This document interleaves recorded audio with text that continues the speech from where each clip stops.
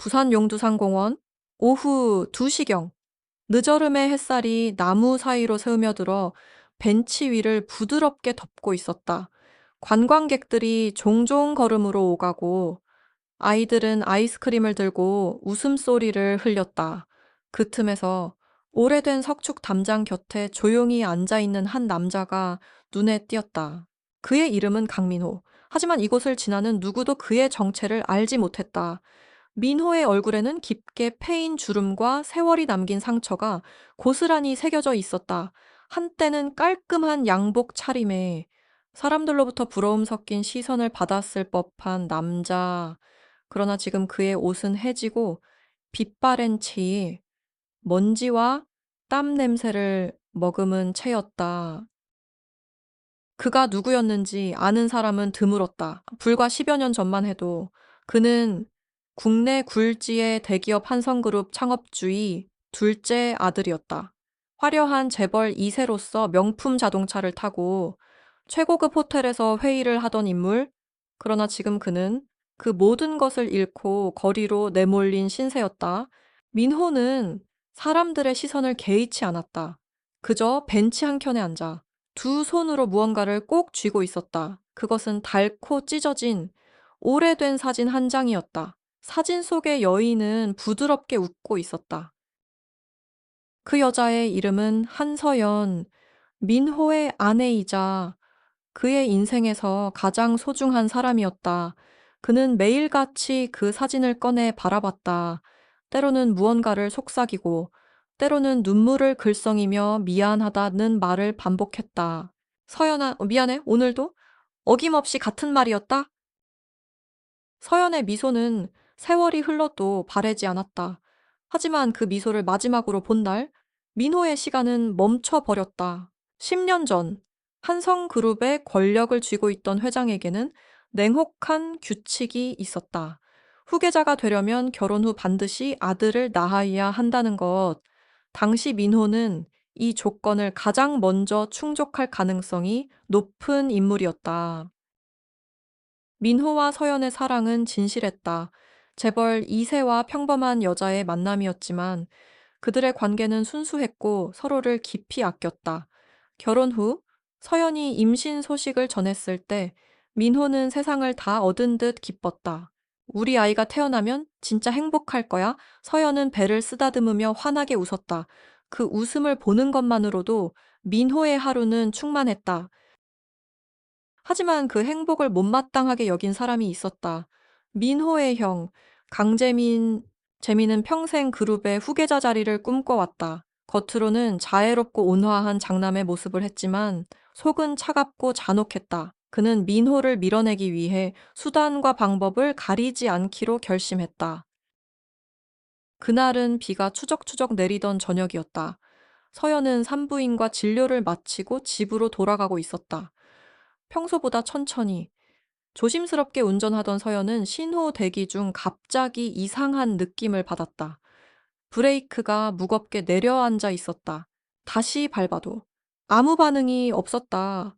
왜 이래? 목소리에 불안이 스쳤지만 차는 이미 속도를 줄이지 못한 채 미끄러져 가로수로 돌진했다. 쾅 굉음과 함께 차체가 심하게 찌그러졌다. 구급차가 도착했을 때는 이미 늦었다. 서연과 뱃속의 아이 모두 세상을 떠났다. 경찰은 이를 브레이크 계통의 기계적 결함이라고 결론 내렸다. 단순한 교통사고라는 발표였다. 민호의 세계는 그날로 무너졌다. 그는 사랑하는 아내와 아이를 한 번에 잃었다. 재산, 지위, 명예, 모든 것이 무의미해졌다. 그는 모든 것을 내려놓고 거리로 나갔다. 그러나 그날의 진실을 알고 있는 사람이 있었다. 바로 막내 동생 강지훈이었다. 지훈은 우연히 재민이 정비업체 직원과 통화하는 것을 들었다. 브레이크 라인 잘 처리했지. 그 말은 짧았지만 모든 것을 설명하기에 충분했다. 지훈은 충격에 휩싸였다. 그러나 당시 그는 아직 너무 어렸고 형을 고발할 용기가 없었다. 대신 매주 용두산공원에 들러 멀리서 민호를 지켜보았다. 그것이 그가 할 수 있는 유일한 일이었다. 어느 무더운 여름날 공원은 유난히 한산했다. 민호는 늘 그렇듯 벤치에 앉아 서연의 사진을 바라보고 있었다. 그 순간 가슴 한가운데 날카로운 통증이 번개처럼 스쳤다. 숨이 막히고 식은땀이 흐르며 시야가 흐려졌다. 그의 몸이 천천히 벤치에서 미끄러졌다. 주변 사람들이 웅성거렸지만 아무도 나서지 않았다. 그저 노숙인이 쓰러진 것이라 생각했기 때문이다. 그때 한 남자가 달려왔다. 지훈이었다. 누가 119 좀 불러주세요. 지훈은 외치며 민호 옆에 무릎을 꿇었다. 의과대학에서 배운 심폐소생술을 시작했다. 형, 버텨요, 제발. 10년 만에 가까이에서 형을 마주한 순간 그의 목소리는 절망으로 떨렸다. 몇 분 후, 민호는 희미하게 눈을 떴다. 흐릿한 시야 너머로 낯익은 얼굴이 보였다. 지훈아. 그 한마디에 지훈의 눈가가 젖었다. 구급차가 도착했고, 민호는 병원으로 이송됐다. 그리고 10년간 묻어둔 진실이 서서히 깨어나려 하고 있었다. 병실 창문으로 늦은 오후 햇빛이 스며들고 있었다. 강민호는 하얀 천장이 눈에 익기도 전에 의자에 앉아 있는 강지훈의 모습을 보았다. 10년 동안 한 번도 가까이 다가오지 않던 동생이 이렇게 곁에 있다는 사실이 믿기지 않았다. 왜 날 도왔지? 민호의 목소리는 여전히 힘이 없었지만 눈빛에는 경계가 스쳐갔다. 지훈은 잠시 말을 잇지 못했다. 형, 사실 저는 매주 형을 보러 갔었어요. 용두산공원에서 멀리서요. 민호의 눈이 조금 커졌다. 그럼, 네, 그동안 나를, 네, 그냥 지켜보기만 했습니다. 다가갈 용기가 없었어요. 지훈의 목소리는 낮았지만 그 속에 죄책감이 묻어 있었다. 10년간의 거리와 침묵이 순간 둘 사이를 무겁게 눌렀다. 민호는 천천히 몸을 일으키려 했지만 여전히 힘이 들어가지 않았다. 그의 시선은 지훈을 향하고 있었다. 왜 이제야 온 거야? 짧지만 묵직한 질문이었다. 지훈은 고개를 숙였다. 형, 이제는 말해야 할 때인 것 같아요. 그날 형수님 사고, 사실 그건 사고가 아니었습니다. 민호의 얼굴이 굳었다. 무슨 소리야? 저는 들었어요. 재민 형이 정비업체 사람과 통화하는 걸 브레이크 라인을 건드렸다고 했습니다. 형수님 차였어요. 순간 민호의 호흡이 가빠졌다. 그는 눈을 크게 뜨고 지훈을 바라봤다. 믿기 싫었다. 하지만 지훈의 눈빛은 거짓을 품을 수 없는 10년간의 고통이 배어 있었다. 정말이냐? 네. 재민 형이 후계자 자리를 위해 일부러 만든 일이었습니다. 민호의 손이 침대 위에서 주먹을 쥐었다. 펴기를 반복했다. 10년 동안 가슴 한켠에 남아있던 의문이 끔찍한 답을 얻은 순간이었다. 분노가 피처럼 끓어오르고 절망이 그 뒤를 따라왔다. 왜 지금에서야 말하는 거야? 민호의 목소리가 병실을 울렸다. 지훈은 숨을 고르며 말했다. 죄송합니다. 형, 그때 저는 너무 어렸고 무서웠어요. 재민 형의 권력 앞에서 아무것도 할 수 없었습니다. 침묵이 길게 흘렀다. 민호는 깊은 숨을 내쉬며 고개를 돌렸다. 그의 눈앞에는 여전히 서연의 웃음이 아른거렸다. 이제는 형 차례입니다. 지훈이 조심스럽게 말을 이었다. 진실을 세상에 알려야죠. 더 이상 재민 형이 승승장구하게 두면 안 됩니다. 민호는 눈을 감았다가 천천히 떴다. 그 눈빛 속에는 오랜만에 불이 켜진 듯한 생기가 깃들었다. 그래, 이제는 말할 때가 왔다. 그의 목소리는 낮았지만 단호했다. 10년 만에 찾은 목적이었다. 지훈은 스마트폰을 꺼내 민호에게 건넸다. SNS 계정을 만들어 봅시다. 익명으로 시작하면 됩니다. 민호는 서툰 손놀림으로 계정을 개설했다. 그리고 첫 글을 쓰기 시작했다. 10년 전, 한 여자가 죽었습니다. 그건 사고가 아니었습니다. 그 한 문장으로 시작된 글은 조용히 그러나 단단하게 세상으로 나아갔다. 민호의 손가락이 게시 버튼을 누르는 순간 그는 이미 후퇴할 수 없는 길에 들어섰다. 몇 시간 후, 병실의 공기는 묘하게 변해 있었다. 스마트폰 화면에는 공유 수와 댓글 수가 기하급수적으로 늘어나고 있었다. 이게 진짜라면은 대박 사건이네. 한성그룹 설마 그 한성 댓글들은 호기심과 분노가 뒤섞여 있었다. 지훈이 화면을 보며 말했다. 형? 이제는 돌이킬 수 없습니다. 뭐 정말 끝까지 가실 거죠? 당연하지. 서연이를 위해서라도 민호의 결심은 단단했다.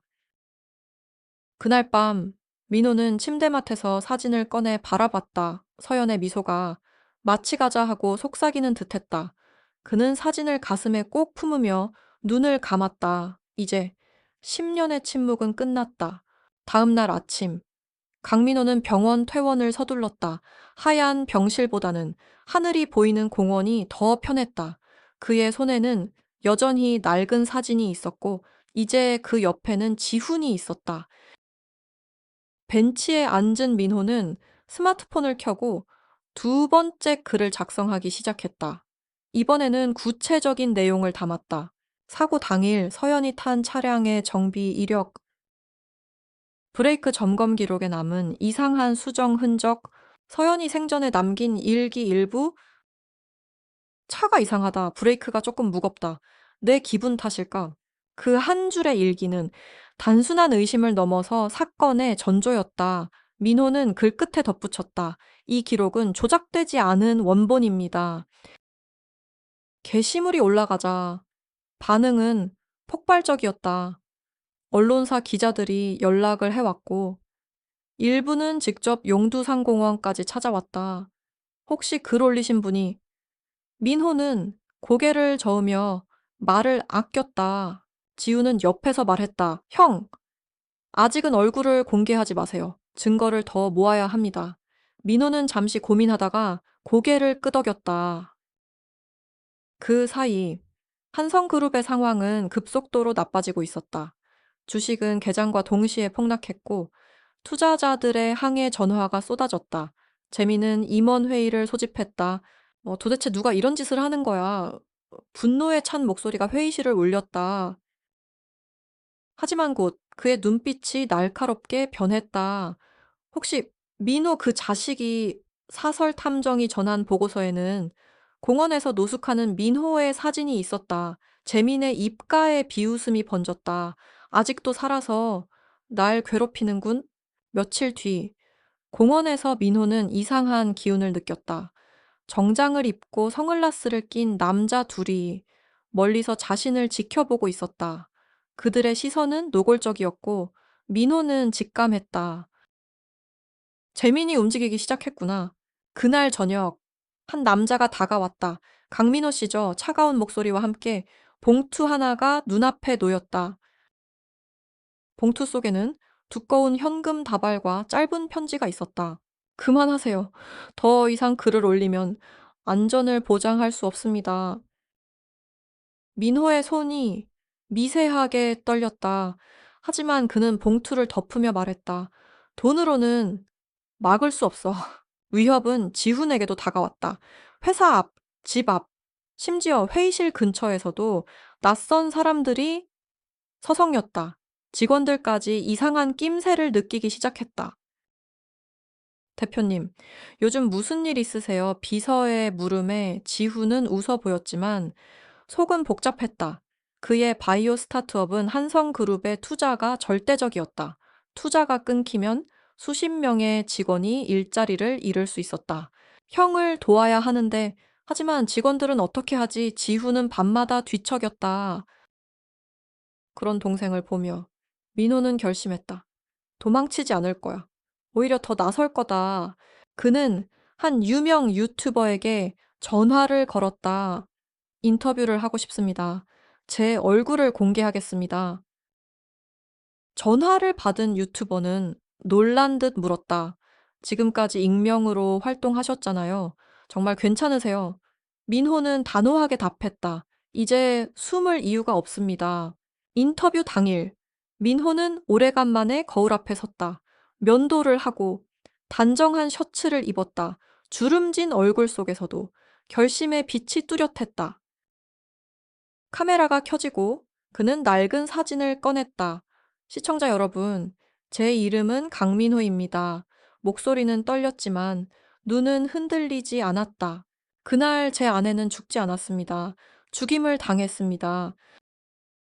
순간 촬영 스튜디오 안의 공기가 무겁게 가라앉았다. 그리고 이 영상은 대한민국 전체를 뒤흔들 준비를 마쳤다. 인터뷰 영상은 업로드된 지 불과 몇 시간 만에 전국을 휩쓸었다. 첫날 조회수가 1,000만 회를 돌파했고 댓글창은 분노와 지지로 넘쳐났다. 이런 용기 있는 분은 처음 봤습니다. 한성그룹 끝났다. 정의는 반드시 살아있다. 민호는 공원 벤치에 앉아 휴대폰 화면을 뚫어져라 바라보고 있었다. 지훈도 옆에서 함께 영상을 보고 있었다. 형, 이제 물러설 수 없어요. 응? 이제는 끝까지 간다. 다음 날 아침, 포털 사이트 메인 화면은 온통 강민호와 한성그룹 관련 기사로 뒤덮였다. 재벌가, 후계자 경쟁에 추악한 민낯 아내와 아이를 잃은 남자의 10년간의 침묵. 여론은 들끓었고 검찰청 앞에는 취재진이 몰려들었다. 오전 9시. 드디어 속보 자막이 떴다. 단독 한성그룹 강재민 회장, 검찰 소환 조사. 재민은 회장실에서 서류를 내려치며 소리쳤다. 누가 이 난리를 만들었는지 알잖아? 당장 막아. 최고급 변호사들이 줄지어 회장실로 들어왔고 언론에 압력을 넣으려는 시도가 이어졌다. 하지만 상황은 이미 재민의 손을 떠나 있었다.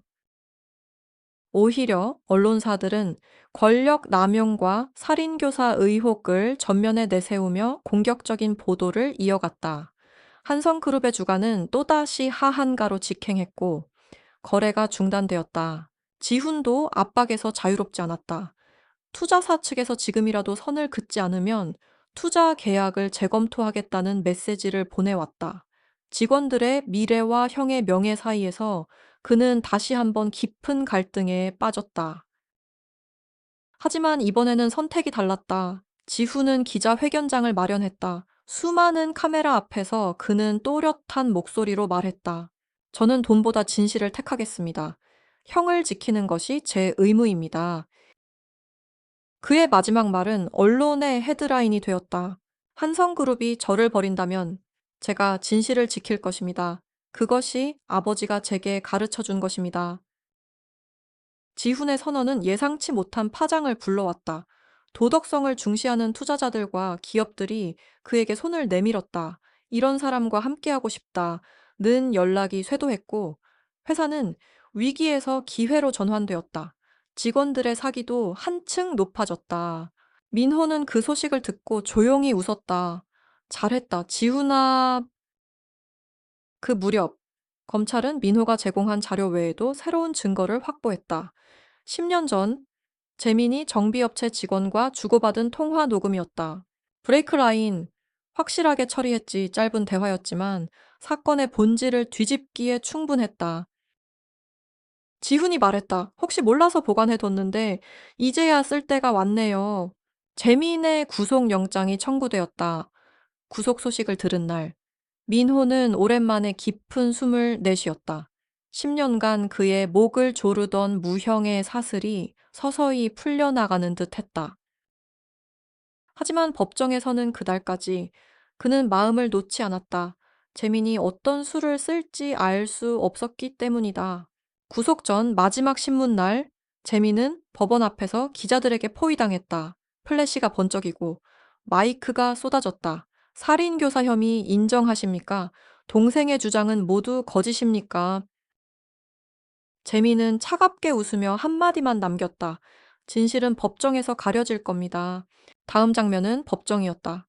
민호는 증인석에 앉아 떨림 없이 증언을 시작했다. 늦었지만 이제라도 서연에게 미안하다고 말하고 싶었습니다. 그날 그의 목소리는 법정에 모인 모든 이들의 마음에 깊이 새겨졌다. 재판은 예상보다 길게 이어졌다. 재민 측 변호인단은 온갖 증거 훼손 시도와 증인 매수를 감행했지만 이미 여론과 검찰의 시선은 그를 놓아주지 않았다. 매일 아침 법원 앞에는 서연과 아이를 위한 정의를 외치는 시민들이 모였다. 결정적인 순간은 통화 녹음이 법정에서 재생되었을 때였다. 법정안이 숨죽인 듯 조용해졌고 스피커에서 울려 퍼진 재민의 목소리는 냉정하고 차가웠다. 브레이크 라인 확실하게 처리했지. 이 짧은 한마디가 10년간의 침묵과 부정을 산산이 부쉈다. 선고일, 재판장은 재민을 바라보며 판결문을 읽었다. 피고 강재민을 살인교사, 증거인멸, 권력 남용 등 혐의로 무기징역에 처한다. 그 순간 재민의 얼굴은 일그러졌고 법정 안에서 억눌린 탄식이 흘렀다. 민호는 의자에 앉아 천천히 숨을 내쉬었다. 마치 오래된 돌덩이가 가슴에서 굴러 떨어진 듯 했다. 재판이 끝난 후 민호와 지훈은 법원을 나섰다. 취재진이 몰려들었지만 두 사람은 아무 말 없이 곧장 택시에 올랐다. 차 안에서 지훈이 조심스럽게 물었다. 형, 이제 뭐 하실 거예요? 민호는 창밖으로 스치는 가로수를 바라보다가 짧게 답했다. 다시, 공원으로 돌아갈 거다. 용두산공원 벤치는 여전히 그 자리에 있었다. 민호는 낡은 사진을 꺼내 무릎 위에 올려놓았다. 지훈은 새 액자의 사진을 넣어 건네며 말했다. 형수님이 늘 형 옆에 계실 수 있도록 했어요. 민호는 조용히 고개를 끄덕였다. 액자 속 서연의 미소는 여전히 따뜻했고 햇빛을 받아 반짝였다. 그날 이후 민호는 변하지 않은 일상을 이어갔다. 아침이면 공원에 나와 벤치에 앉아 사람들을 지켜보고 서연과 함께했던 날들을 떠올렸다. 다만 예전과 다른 점이 있었다. 지훈이 매일 그 옆에 있었다. 형, 오늘 회사에서 좋은 소식이 있었어요. 지훈의 스타트업은 도덕적 경영이라는 새로운 흐름 속에서 크게 성장하고 있었다. 투자자와 소비자들은 정직한 경영을 실천하는 기업을 선택했고, 직원들은 그에 대한 자부심으로 뭉쳤다. 가끔 기자 강서윤이 공원을 찾아왔다. 그녀는 사건을 처음부터 끝까지 취재하며 진실 보도의 상징이 되었다. 덕분에 저도 진짜 기자가 된 것 같아요. 서윤의 말에 민호는 미소로 답했다. 해질 무렵 붉게 물든 햇살이 액자 속 서연의 얼굴을 비추었다. 민호는 조용히 속삭였다. 서연아, 이제 마음이 좀 편해졌어. 늦었지만 정의를 지켰어. 그 순간 서연이 고개를 끄덕이는 듯한 착각이 들었다. 민호는 생각했다. 사람은 잃고 나서야 사랑의 소중함을 안다고 하지만 진정한 사랑은 그 사람을 위해 목숨 걸고 나설 때 완성되는 거다. 공원에는 평온한 공기가 흘렀다. 민호와 지훈, 그리고 액자 속 서연이 함께하는 시간이 잔잔하게 이어졌다. 진실은 결국 승리했고, 사랑은 죽음조차 이겨냈다. 용두산 공원의 벤치는 이제 희망의 상징이 되었다. 그리고 그 벤치 위에는 사랑과 정의를 지킨 한 남자의 조용한 미소가 있었다.